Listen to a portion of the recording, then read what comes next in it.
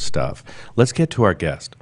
I was just looking at my copy of his first book, the book that rocketed him to stardom, and it's 1992. And, I went out and got it hardcover right when it was new because I knew that I needed that. Certainly from the cave to the condo, gender communication has been a tenuous art. Certainly not a defined science, even between us. Mm-hmm. A generation ago, John Gray's Men Are From Mars, Women Are From Venus, my dog-eared, yellowed copy is right here, helped couples communicate and deepen their intimacy as well as rejuvenate their love lives, if you know what I mean. Men and women, it revealed, communicate so differently, we might as well be from different planets. And in teaching couples to communicate, even speak out each other's language, John Gray became the best-known relationship expert in the world.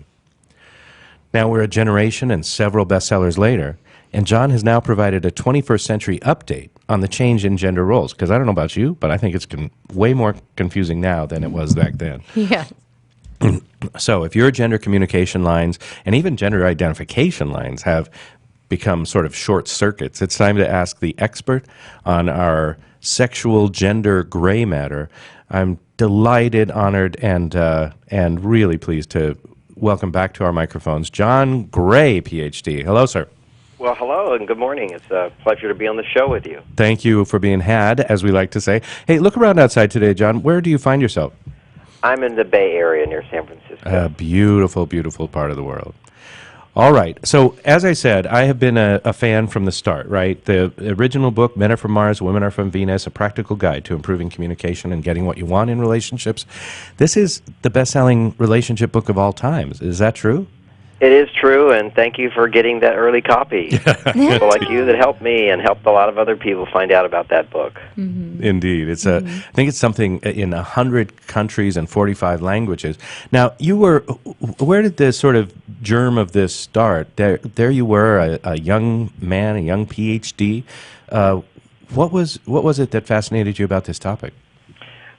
I guess I'm a rebel at the time, and it still is true to some extent. People were just telling everybody that men and women were the same, and to me it was so obvious that we're not. And I think I had a perspective that most academics didn't have, which is I had been a monk for 9 years, a celibate monk.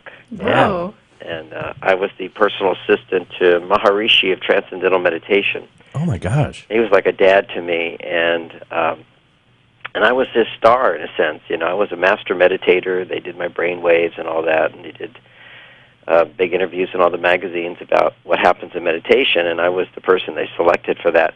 So I was really good at that, and I was very good at being happy. Part of meditation is learning how to go inside and to be introspective and to go inside and find your source of happiness and be totally, unconditionally, completely responsible for what happens in your life. So no blame. Mm-hmm. And there wasn't a lot to blame. And then I got in relationships with women, and for me the journey was finding in a sense my purpose of life was fulfilled at that time. But my younger brother was bipolar, and meditation did not fix that. Mm-hmm. And so I said, okay, I got to go study psychology to help my brother. And that was my journey. And then while studying psychology, I started counseling and found I had a knack for it. But the key to it was personal responsibility, and I'm sure that's a big part of what you teach. And as a coach, is helping people take responsibility for what happens in their life. And when you can find happiness within yourself, and you're in a relationship with a partner, when people are not happy in the relationship, they tend to want to control their partner to get what they want. Yes. Rather than control themselves to find that place where you can be fulfilled, and then learn how to give more to get more. There's an old philosophy, which is if you want to receive, you got to give. And yet it kind of goes haywire because women intuitively know this, but they give and they give and they don't get back, and they wonder why not, and then they're with the wrong partner and so forth. So I help women understand how to give men what men need, so then men feel like, oh, I'm getting what I need, then men do give more, and vice versa. And also a major part of that was learning to then correctly interpret our partners, because if you really see that your partner's coming from a place of love, they're not waking up in the morning thinking, how can I ruin my partner's day? They're doing their best. And we always think, but I told you, and you're not listening. Well, people are doing their best, and when you can see that, you can then respond in a way that recognizes that, and then you can bring more of that out. And so that was kind of my foundation. I had a different perspective, and I saw that a big part of how men and women were challenged in their relationships is not having this insight into some very basic differences that really exist between men and women. And as you said in that wonderful introduction, things have really changed today. They're more complicated than ever before. So I've come out with another book that I think is as universal and important as Men Are From Mars was. Well, we can talk about that immediately. The latest book, if my timeline is correct, is Beyond Mars and Venus: Relationship Skills for Today's Complex World. That's correct. Just came out last week, so it's just out there, and still people can get it at the 20% off when you have the bookstores and so forth. Awesome. We'll hold it up. We'll even hold it up. Here's the old one. Here's the new one. Okay. I just have to ask. So, a lot of people are gonna focus on you, right? Where it's like, well, have you been married and have you been a parent and all that stuff? So, will you give us your sort of street cred around marriage and family and relationships for yourself? Yeah, so I've been married with my wife 31 years, happily married, and gone through lots of ups and downs, but I'd say the last 10 years has been super smooth. Nice. And once and this book is filled with those epiphanies of once I understood men and women are different, that made it so much better, but then how to make it really smooth and easy when those challenges come up, and they come up for everybody. So that's I'm a parent. I've got 3 daughters and 4 grandchildren. I'm so sorry. That interruption was not supposed to happen, but it did, and that means that we're going to take a short break and talk about this is a perfect time to go get the book. It's Beyond Mars and Venus: Relationship Skills for Today's Complex World. When we come back, we'll continue with our amazing, incredibly impressive and valuable guest, John Gray. You're listening to The Coaching Show. Stay with us. Talk to me. WSRadio.com.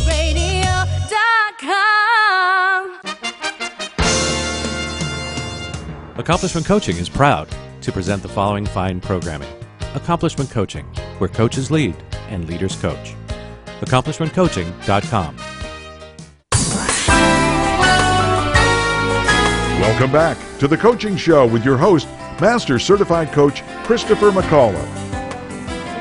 Continue our conversation now with John Gray, the best-known relationship expert in the world, just before Valentine's Day here in the United States of America. I want to let you know that you can get his latest book, which is just out. It's just literally hot off the presses. You can touch it, and it's warm still. Beyond Mars and Venus: Relationship Skills for Today's Complex World. But if you don't have it on your shelf, if you haven't committed it to memory, you also want the seminal book, the original, Men Are From Mars, Women Are From Venus. And there have been a whole bunch in between, including Mars and Venus in the Bedroom, Mars and Venus on a Date, Children Are From Heaven, What You Feel, You Can Heal, and so many more. Go immediately to John Gray's website and check that out. Check out all of his fine work. And I believe, John, that we've now resolved our little problems. The fine staff here at WS Radio has guaranteed me that we'll have no further interruptions until the end of our time together. We should let you know, dear listener, that if you want to follow John and find out more, go to Twitter. He's on the Twitter at MarsVenus. The website is marsvenus.com. And, of course, Facebook also has Mars Venus John Gray. Just before the break, we were talking about relationships and the differences between men and women. I know that I brought in a woman, especially so we wouldn't just be talking from one perspective here. What questions have you got, Clarice? Oh, for me, I do a lot of spiritual work, so I really love the meditation and the monk. I just really grasp onto that. And the work that I've been doing is really just examining what it is to be, and in your unhealthy feminine energy and like unhealthy masculine energy. And the question for me is that I was very curious about, whether or not the argument still holds about men being the logical and women the emotional, and how you really approach that. Oh, I love the question, and I love your work you're doing, because in your introduction, how so many women are stressed and unable to sort of come back to their self. They're so busy fixing things, doing things for others, worrying about others, and it seems like there's just no time for themselves. And that what I would define as what you've just now said, the unhealthy feminine. Yes. And then there's the unhealthy masculine. And we'll get to that. So what's unhealthy about feminine is when feminine becomes overly masculine. That's the challenge. And it can be a beautiful thing when women express their masculine side. That, I witnessed that was part of that in the 60s when there was just this huge surge of excitement, energy, and passion where we sort of announced that we could all be free to be ourselves. It was kind of like no longer having to repress. Women no longer had to repress their masculine energies, but they could express them. And likewise, I was over there as a young hippie expressing my female side, growing my hair out and wearing very cool-looking bell-bottom pants and jewelry. And I still have those, and beads and pink shirts and all that. See, what that was the freedom of being able to express all that we are. Because as spiritual beings, we are both masculine and feminine. But embodied in this body, we have a physical body that's dependent upon different hormones and different structures. As a woman's body can make babies, and a man's body makes babies in another way by helping her make the baby. Our hormone systems are different. And the biological hormone system in men is primarily driven by testosterone. And it's a hormone. And hormones directly affect what we want, our priorities, our moods, our responses, our defense reactions, and how we behave. So hormones are right there, and we can't discount them in any way. We know now that just simply, somebody can be feeling something and you give them a hormone, they'll feel something completely different.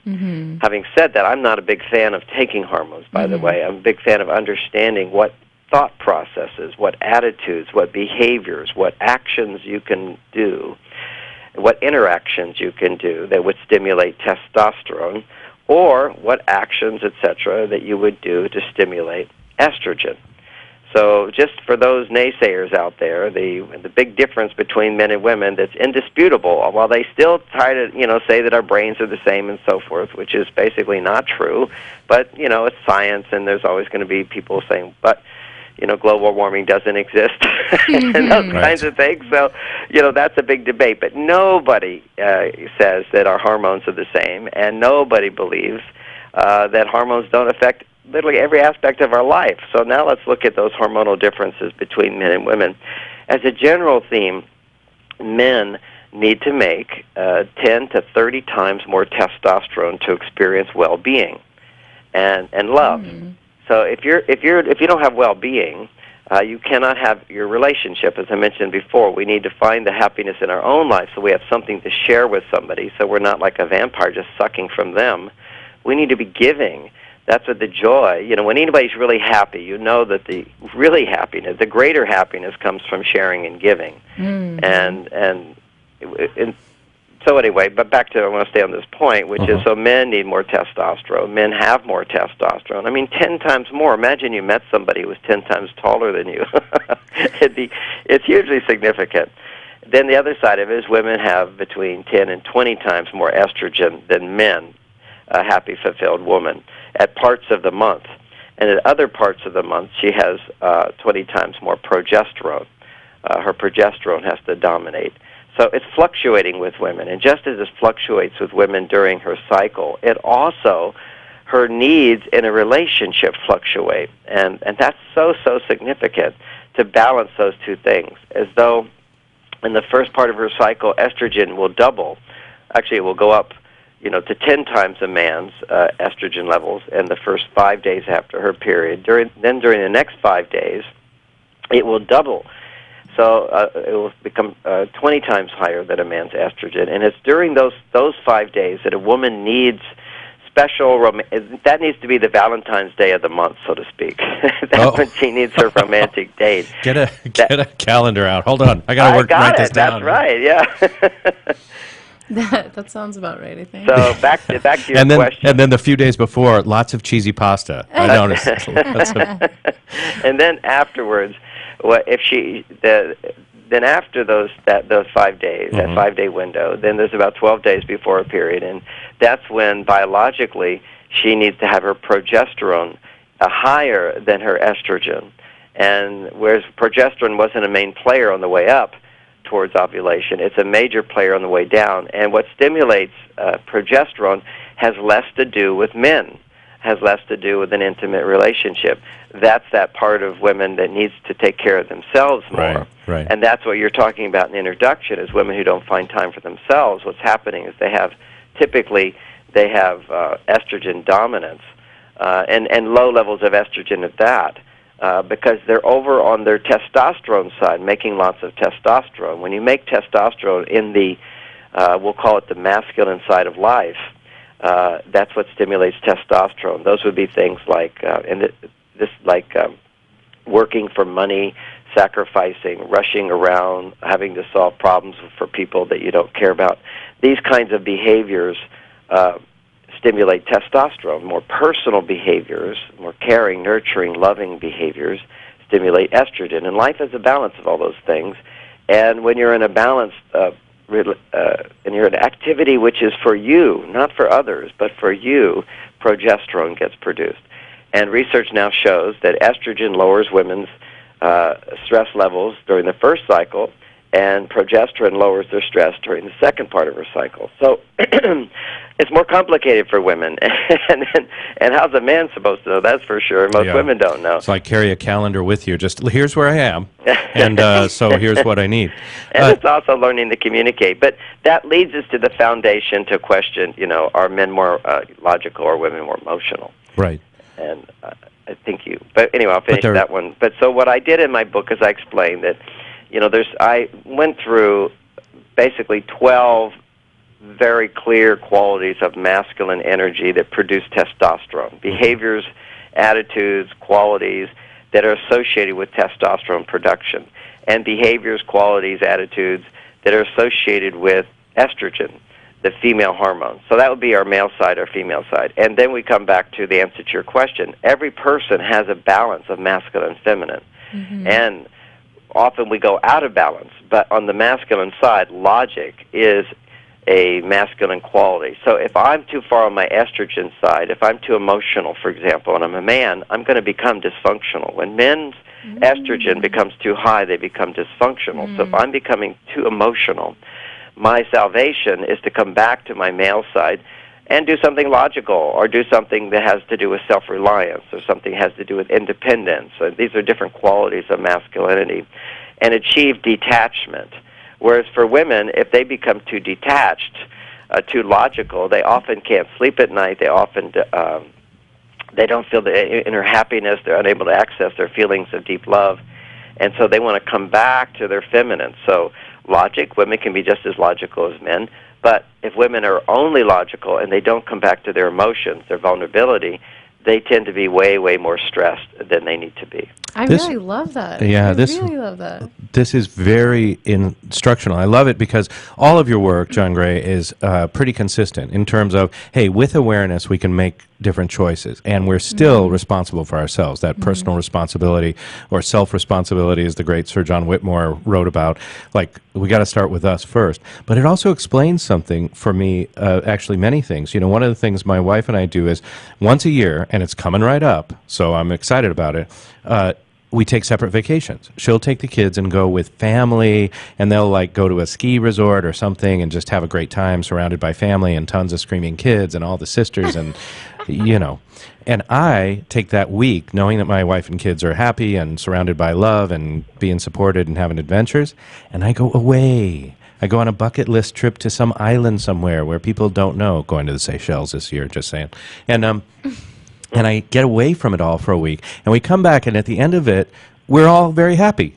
I've had my little detachment and get away from it all. She's had her surrounded by love and stories to tell and like that. So am I picking up what you're laying down, John Gray? That's wonderful. That's a tremendous thing to do, what you just described. And it's a metaphor as well for another valuable insight, which is that when women are way on their male side, and that's a good thing for women to express their male side, but there's a momentum. Once you get over there, the momentum is it's hard to get back. And the same thing for men who become overly emotional. the momentum over on the female side, it's hard to come back. Eventually we want to come back, but and when we do, often that's extreme too. Like a woman way on her male side, if she does come back to her vulnerable side, it tends to be her emotional side. It may become like a volcano erupting.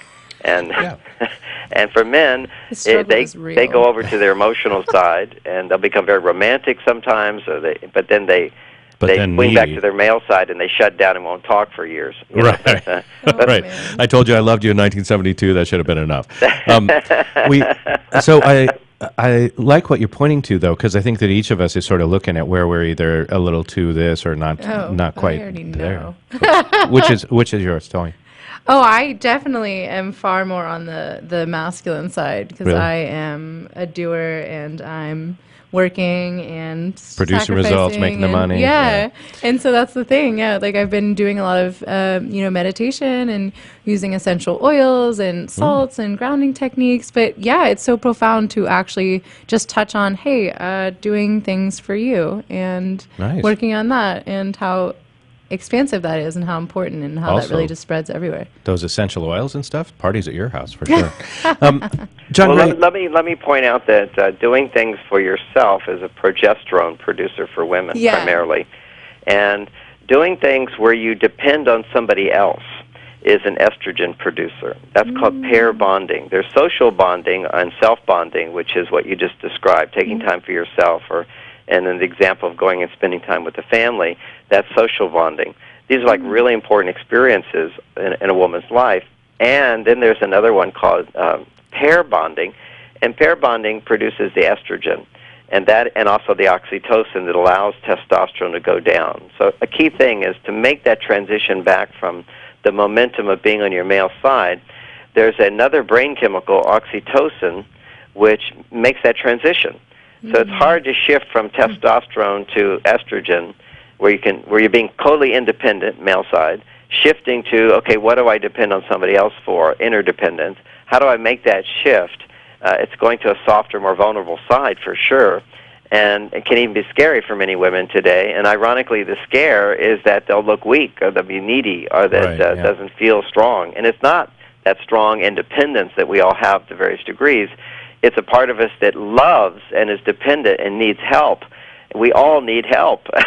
And women today need a lot of help, men, in order to come back to their female. They used to need our help in order to be safe, in order to have financial support and property and so forth so they could raise children. That was the old world. That world's gone now. It's still there, but we build upon it. And we build upon it the transition of when she's on her male side to come back to their female side. And that's something that women depend upon if they're in a healthy relationship, their spouse. And a man can help a woman go to her female side by generating a kind of polarity where when he's on his male side and he creates safety for her to go to her female side, and that's called good communication skills. And that's a new skill. It's not just regular communication. It's a one-sided communication that says, this is the time for women to speak and the time for men to be silent. You see, silence is masculinity.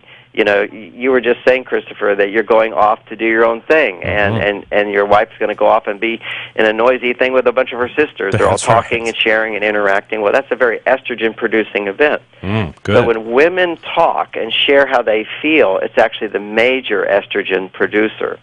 And that's why therapy has taken off, and coaching, where particularly and when it comes to counseling, I don't know about coaching, but I know in counseling, it's 90% of the people who go are women, because they're feeling stressed in their life and they're able to express themselves and talk about their feelings and talk about their problems, which to men just sounds like complaining. So the bottom line, men, is you complain that women complain too much, but actually complaining or sharing feelings, and we can learn the art of that, is the most important thing for women to learn. And for men to learn how to create a safe space for it and how to do it without men complaining back or without men feeling like they're not being appreciated and they're not successful in the relationship. Because men, to feel testosterone in the presence of his wife, he needs to feel very successful. And if you complain, you just knock down that success right away. And yet this is the challenge in relationships. She needs to express her complaints about life. Otherwise, she's shutting down this female side that can see everything that's good and everything that's not good. That's feminine. It looks at what's good and what's not good. The masculine side of us says, okay, what are we going to do about it? How are we going to fix it? How can we change it? But the feminine side of us, without judgment of what we're going to do or can it be fixed, it just simply states, this is not good, this is good. And that freedom, that's why men are drawn to women, is that when women can express what's good, they're so attractive to men. That quality where women can appreciate and be delighted and be happy. And then when women complain, they're so unattractive to men. But if you suppress the complaints, which women have learned to do, they put on makeup, they hide their feelings, they have to look a certain way, they suppress that part of them, they over time suppress their ability to appreciate what is good. And therefore, once again, they're not as happy and fulfilled, and men are not as drawn and attracted to them. So that's the dilemma that we have today, one of the dilemmas that I address in this new book. And there are practical solutions for it. But first, do you relate to that at all? Oh, no, 100%. I mean, that's very full circle for me. So I just am even more excited to just be here and have this conversation with you, because it really just, it's the missing link, right? Because everyone, I feel like, there are people that are hesitant to kind of dip into the spiritual world and understand what they don't see. And this is more practical, like you can take on little actions every day, and that can just be where you start, and that works too. Yeah, I'm going to take on, with all my heterosexual male clients, go home, be quiet, take out the trash. Create the safe environment, do the works of service, and don't talk. Now, you have to listen. This is so paradoxical, because back 30 years ago, and it's still there, and women experience it today. When men are quiet, women get very frustrated, and they kind of go, what's he thinking? What's he going through? What's happening? Because generally speaking, when women become quiet, they're holding back and suppressing what they're upset about. Okay, so I remember the third year of my marriage, my wife was very quiet, and I thought, I guess this is what happens in marriage. I like it. Oh, gosh. Now that I wouldn't have liked it for long, but then I found out she was upset with me. Right. But the point is that when women are upset, one of the ways they deal with it is to express it, and if they don't feel safe, then they stuff it down. And most women today don't feel safe doing that. Right. It makes them feel weak and needy, and they're afraid they'll be rejected, and all these sort of beliefs that push it all down now. And ironically, that's what we have that's the male side of us that says, put it to the side, get to do something about it. And for men, that can be the best strategy ever. And for women to survive, it can be a strategy. To win the prize, make money, it can be a strategy, but not for their well-being. Women need to feel safe to express what they feel. But this is a learning process. So the first step in it is first to understand that when you're listening to someone, you're on your male side, listening, seeking to understand, seeking to make sense, seeking to step into their experience, not taking things personally. This is male energy. This will increase your testosterone, listening. Most people think if you're listening, you're being a good girl. You're on your female side. No, if you're sharing, you're on your female side, particularly if you're sharing what you feel and think and wish and want from the inside without the intention to solve or fix a problem. So let me say that again. Complaining is sharing what you're feeling inside, your negative feelings inside about something, with the intent to change someone, to control someone, to fix a situation, to get your partner to change. But real sharing, this is the estrogen-producing stuff, is to share what's inside without the intent to change somebody. So when somebody comes to you for a coaching session, Christopher, particularly a woman, if she's sharing her feelings, she's not trying to change you, and therefore she'll get the most benefit from it. Right. If she's sharing those same feelings with her husband, he'll get defensive, and because he feels she's trying to change him. She's sharing those feelings to change him. Right. That's why coaching and therapy can be so helpful, is you get a chance to talk about what you feel without dropping into this terrible habit of complaining about somebody, trying to change them. So somebody says, well, if you can't complain, how can you change people? You love them. You give them more, and then you ask for more without complaining. It seems so obvious in this context, yet few people know how to do it. And then you ask for more and you don't get it. Well, what do you do then? You complain. No, you give more, and then you ask for what you want. But you can't always give more when you don't have more. That's why we all have to have personal responsibility and learn how to come back into balance. And again, if a woman was to talk to a friend or a coach or a therapist about what she's feeling, it would produce the same hormones that if she was sharing with her husband without trying to change him. But women don't know how to do that, generally speaking. It's very hard because the part of you that wants to change somebody, fix somebody, that's the male side. And women are so far on their male side that when they do dip into their female side and experience discontent and dissatisfaction, they want to share it with their partner. And the irony is, the more stressed a woman is, the more all of her problems get put on him. Right. I mean, it's amazing. This is what Freud talked about, which is displacement. And it's very, very hard to overcome without clear knowledge of what's happening here. It's like an illusion. And also very important from an ethical standpoint for all coaches listening, that we never take it personally when our clients, start to, whatever that is, they start to be angry with us, or they start to love us, or they start to depend on us, or anything like that, to recognize it's just part of the process and not to take it personally. That's what I'm hearing. Well, that's for coach as well, but I'm talking, you took it for coaching, and that's right. Absolutely true. Multiplied by 10, and that's a marriage. A woman will have all kinds of problems throughout the day, but it will build up and build up. And if she is talking, when she finally does open up, it will always be about him. And her mind will just start focusing on the one person who she feels safe to express herself to. And it just displaces over to him. So you can have all these things. So for women, the challenge and a new skill is to create what I call Venus talks. You could just say, I want to vent. But 10 minutes with my partner, and you do it several times a week, and you try to focus on learning how to express your feelings of discontent and then your feelings of positive appreciation for the little things in your life that have nothing to do with him. And then at the end of like 8 minutes, then you appreciate him, and then he starts learning, okay, I can do this.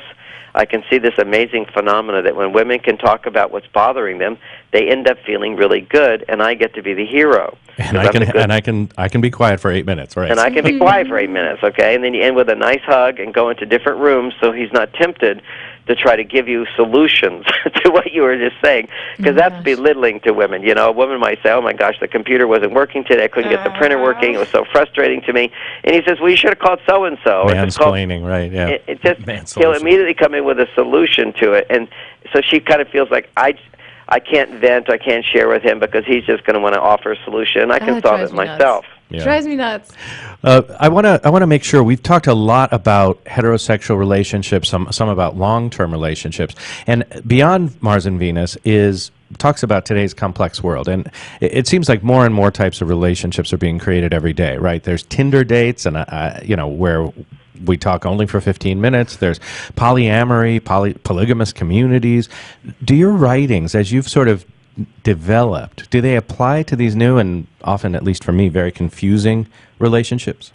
Oh, they apply a lot, and they apply to gay relationships as well. Gay people will say, I was just doing one seminar with a gay couple, and she was. One of the partners related very much to the female qualities, and the other one related to very much the female qualities and the male qualities. So it's kind of like, one of the things I say for women to boost a man's testosterone, just on a regular basis, is whenever possible and true, say something like, gosh, that makes sense, with great wonder and excitement and admiration. Oh, my gosh. Another one is, oh, that's a good idea. Good idea. It's just that tone of voice. It's not in the conversation. Good boy. Good boy. Not good boy. Not good boy. But good idea. She took it one step too far. Yeah. Yeah. And another one is, oh my, you're right. You're right. These are, really loving things to say to a man, and women don't realize their power, and that's how they can communicate their love to a man. Men don't understand what they can say to a woman are things like, oh, tell me more, and really, what else? And show curiosity, show interest, and help me understand that better. Get her to talk more and show interest and caring.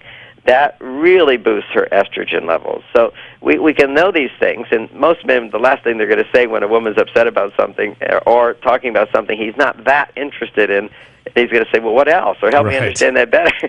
But these are things that are sweet, and they're loving, and they're expressions of love. And because you're understanding what is it that this person needs most. Those are a few examples of what I go into the book as the key things for men and women. Well, here I'm doing this gay couple or working with them, and, one of the partners is more feminine, and she goes, I relate to all those female things. And the other one is saying, well, I relate to all those female things, but I also relate to all those male things. And so I want you to tell me I make sense. It's a good idea, and I was really helpful. And then I want you to tell me how beautiful I am, how much you love me. Laundry list. So everybody's got these hormones inside of them. And one of the triggers that we can know that we have to find our balance and come back to our self-reliance is when we're stressed. And it's universal. If you have a human body, you've got all these hormones. You've got your own unique balance of these hormones, and it is more confusing when it's not just sort of simple binary, but it does help create distinctions so that when your partner is over on one side and they're expressing themselves, you don't think they're crazy or what's wrong with them, but you have a greater compassion and empathy and maybe a wisdom of what you can do for them at that time. Or when they ask for what they would like you to do, like you say to them, how can I help you right now? And they say something, you kind of go, okay, that's not what I would want, but that's what they want, and maybe that has validity. Yeah. And so you explore that. And I like that. And there's also this piece too for me when you're talking about stress, right? I do a lot of work with like projections and doing a lot of work with like trigger work, right? And so what do you think that men and women really need to like get from each other in that regard, right? Just to understand like what triggers you is a projection that you have maybe about yourself and taking the responsibility about that.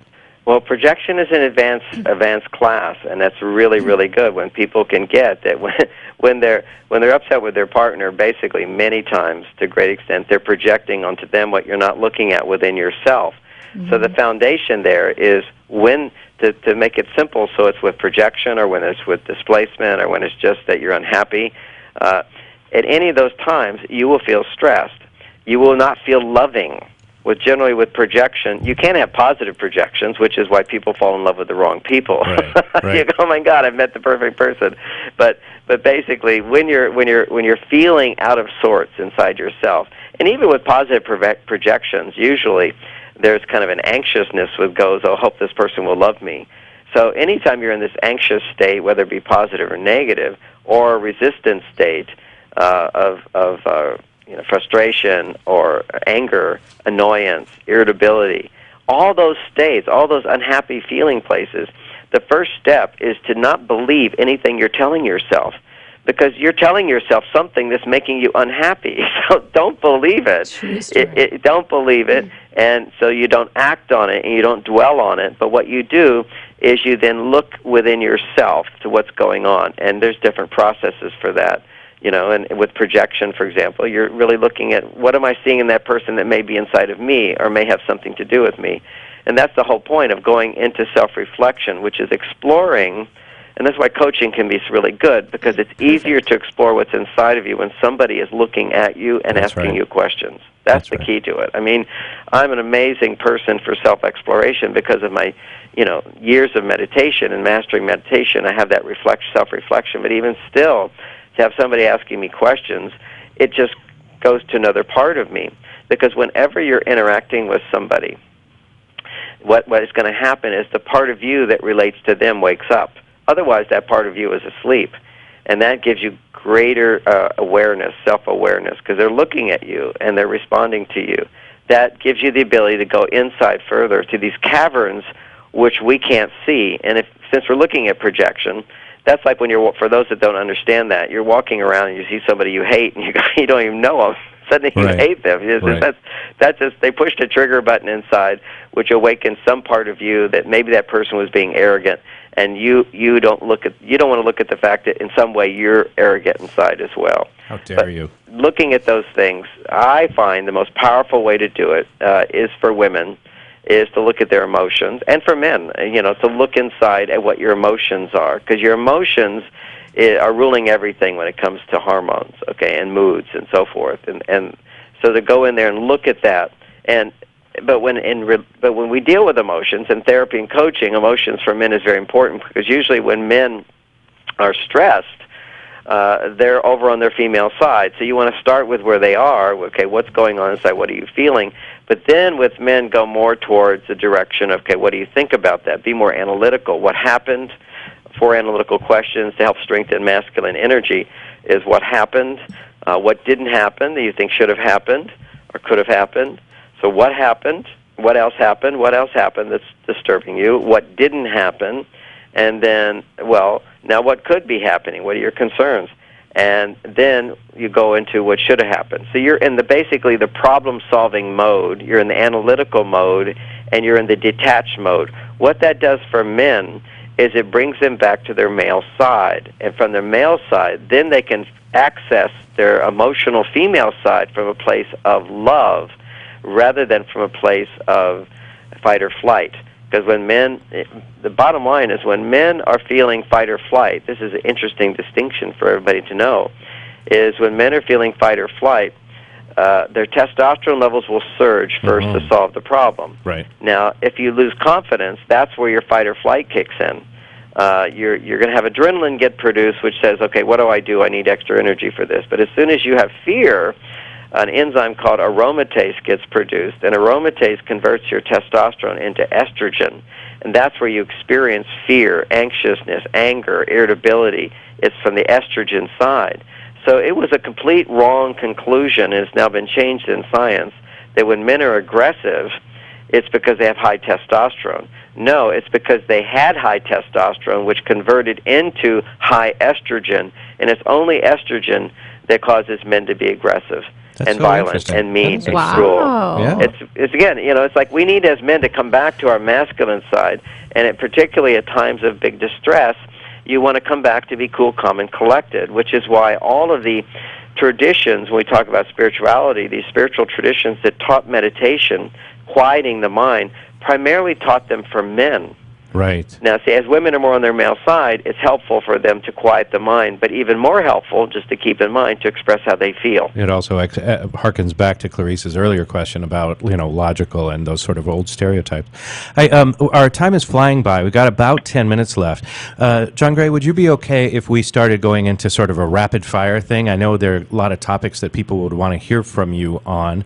Are you okay if we go to sort of short form questions here? Yeah, that sounds fine. Great. And we'll just do that and then give you a couple of minutes at the end here to give us a parting thought or a parting shot. But let me say first, I really appreciate being able to go a little bit more in depth. Each chapter in this book goes in depth because we need a new framework to shift this momentum that we're in right now in society. True that. And you really got to shift people around and make it make sense, the whole thing, because we're going in the wrong direction, with men opening up and women explain how they feel, men explain how they feel, women want to hear more from men. All of that's going in the wrong direction, but partly right.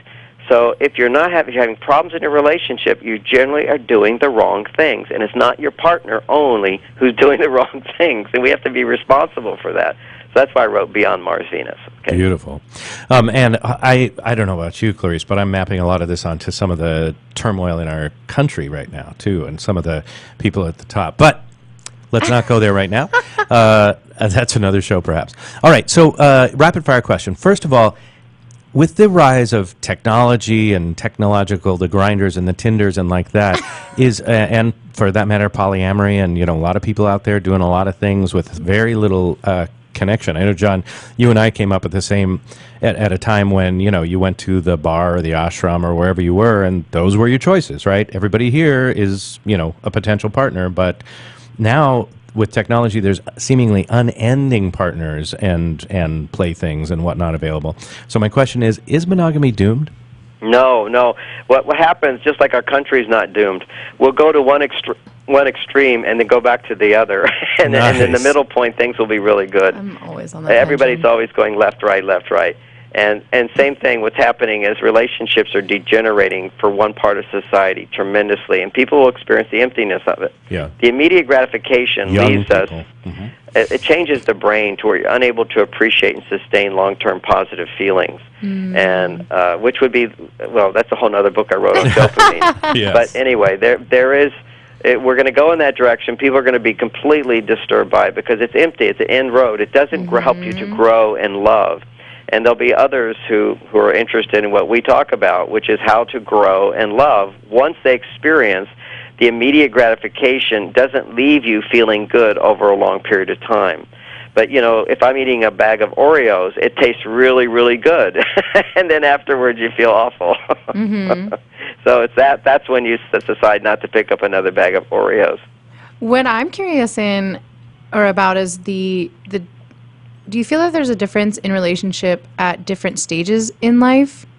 And if Yes. so, like, what are they? Like Well, Clarice is young, okay. I'm old, right? So this is very, very good question. Traditionally speaking, there was the honeymoon period, and then there was the contentment period. And that honeymoon could go from a few months to a few years, and that was it. Because the newness, whether you have any communication skills at all or any sense of polarity, knowing how to create polarity between masculine and feminine, without that insight, both outside the bedroom and inside the bedroom, I teach in one of my books, Polarity Sex, how to maintain the polarity so the attraction is there. Mm-hmm. So if you don't know those skills, then the stages of marriage were what they used to be, which is excitement, passion, interest, and then nothing after that. But contentment, and when it worked, there was contentment, but there wasn't passion or whatever. And if a man was wealthy, he would have affairs, and if a man traveled a lot, a woman would have affairs while he was gone. So that was the way the world used to be. Now today, what's happening is you experience a newness. The newness is there. The honeymoon period is there, and it actually goes away more quickly Right. unless people, because there's so much high stimulation today, so much immediate gratification. The more immediate it is, the more immediately you get what you want, the more quickly you'll lose interest. So what we're seeing is it doesn't last long. It's a shorter period of time. The honeymoon period is shorter. People then don't go into a state of contentment because they have the fantasy that it should all be easy and effortless and it should last for a lifetime. Because there's people like me saying, hey, guess what? It's lasted a lifetime. Because for me, sex is better now than it ever was in my life, and I'm Wow. 65 years old. Wow. You know, that's the passion has grown in the marriage. The clinginess of the first few years of marriage certainly isn't there. You have to maintain, as you talked about your vacations, you have to maintain your own life to come together Right. and Well- to sustain the passion. I'm so sorry. Our rapid fire seems to have come to an end. That music tells us our time is up. And it was just extraordinary to be with you, John Gray. Thank you so much for joining us, especially now, right before Valentine's Day. The latest book, Beyond Mars and Venus, Relationship Skills for Today's Complex World. But there are lots more books. Go check them out immediately at marsvenus.com. Clarice, that's another edition of The Coaching Show. We'll talk to you next week. Do you want to be a professional coach? Are you in business trying to make a real difference with people you manage or work with? Have you started a coaching practice that isn't quite getting off the ground? Get the skills you need to be a successful coach today with the Coaches Training Program from Accomplishment Coaching. The Coaches Training Program will show you how to help others focus and be more fulfilled. Whether you want to improve your company's bottom line or create a thriving coaching practice, Accomplishment Coaching can give you the distinctions and practices you need to coach others effectively today. Accomplishment Coaching has spent 6 years developing a cutting-edge coaches training program that will have you ready to coach people professionally in just 12 months, and you don't have to take time off work to do it. To find out more about the Coaches Training Program, just call 1-888-548-6813. That's 1-888-548-6813. Do you love wine, but it doesn't love you back in the morning? Then it's time to try Alcotox, the ultimate hangover cure. Alcotox is a dietary supplement that reduces the harmful side effects of alcohol, and it benefits all alcohol consumers, not just those who occasionally overindulge. So now, for less than the cost of a drink, you can wake up hangover-free. To learn more, go to vinvillage.com and let Alcotox make hangovers a thing of the past. I raised $8,000 to build schools for South African children. After realizing how many people go hungry in San Diego, I now volunteer at a food pantry. I'm spending the next year doing volunteer projects across 3 countries and helping in ways they designate to be the most helpful. The World Link program at the Joan B. Kroc Institute for Peace and Justice recognizes the potential of youth as agents of social change. Learn how you can help youth become a generation of leaders in action at peace.sandiego.edu. Hi, Scale listener. This is David Finkel, co-host with Jeff Hoffman of Scale Your Business. I wanted to let you know that our newest book, Scale, was just released and to encourage you to get your copy. The book will give you 7 proven principles to grow your business and get your life back. Scale will help you work less by getting your business to produce more. Get your copy online or at your local bookseller.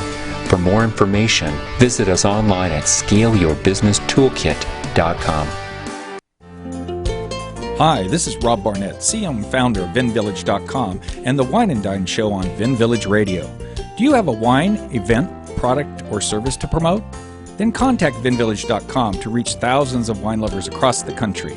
VinVillage connects like-minded wine enthusiasts with unique and exclusive wines, events, products, and services. To learn more, contact us on VinVillage.com. VinVillage is where wine lovers connect. You may have heard me brag about Progressive Medical Center and just how much they've helped me with my health. And Dr. Goley, one thing that you've helped so many people with is migraines. Unfortunately, there are millions and millions of Americans who are suffering with migraines and headaches, and they're debilitating because it affects the quality of their life, and they cannot function properly. At Progressive, we get the root cause because we understand that migraines could be caused by nutritional deficiencies, hormonal imbalances, believe it or not, delayed food sensitivities. And once we determine what the real reason is, we put a plan of action together with medication that we get them off slowly, and we put them on an all-natural approach, and the results are amazing. Incredible. I mean, there's so many people that can say they don't live their lives with migraines anymore thanks to Progressive Medical Center. And that's what's exciting and rewarding to us as physicians, because we help our patients take control of their health, and that's why they're living well. Why don't you get a hold of Progressive Medical Center today? Don't live in pain. Don't have migraines anymore. Just go to their website, progressivemedicalcenter.com. This is your life. Live it well. You take your smartphone almost everywhere you go. Now WSRadio.com can be there too.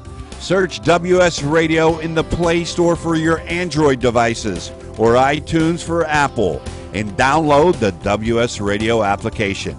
WSRadio.com, on your phone and in your ear everywhere you go.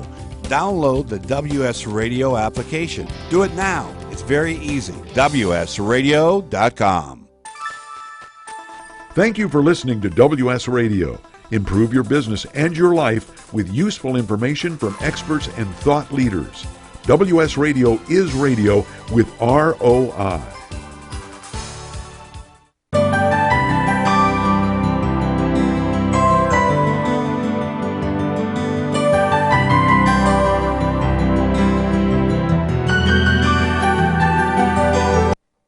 Talk to me. Information, news, and entertainment on demand.